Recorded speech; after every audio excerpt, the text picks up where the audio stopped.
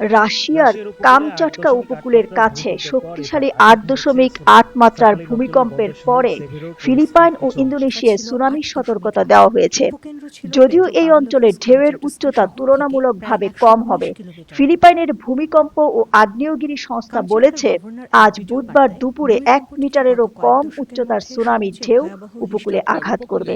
তাই ফিলিপাইনের ২০টিরও বেশি প্রদেশের বাসিন্দাদের সমুদ্রের কাছাকাছি না যেতে অনুরোধ করা হয়েছে। ইন্দোনেশিয়ার আবহাওয়া ও ভূতত্ত্ব সংস্থা পূর্ব ইন্দোনেশিয়ার বেশ কয়েকটি উপকূলীয় এলাকায় সতর্কতা জারি করেছে।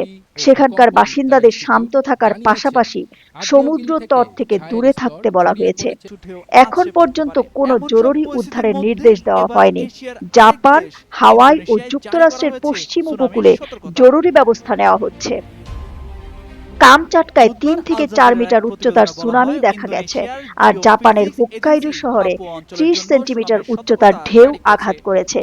হাওয়াইয়ে গভর্নর জশ গ্রিন সবাইকে সতর্ক থাকার আহ্বান জানিয়েছেন। মার্কিন প্রেসিডেন্ট ডোনাল্ড ট্রাম্পও সবাইকে সুনামি সতর্কতা মানতে বলেছেন। কামচাটকায় ভূমিকম্পের কারণে কয়েকজন আহত হয়েছেন এবং আরও শক্তিশালী কম্পনের আশঙ্কা করা হচ্ছে। সুনামি সতর্কতা চীন, গুইম, পেরু ও ইকুয়েডরের গ্যালাপাগোস দ্বীপেও দেওয়া হয়েছে। দিলরুবা খান, ইন্টারন্যাশনাল ডেস্ক, দৈনিক আর নিউজ। এদিকে উপদ্বীপের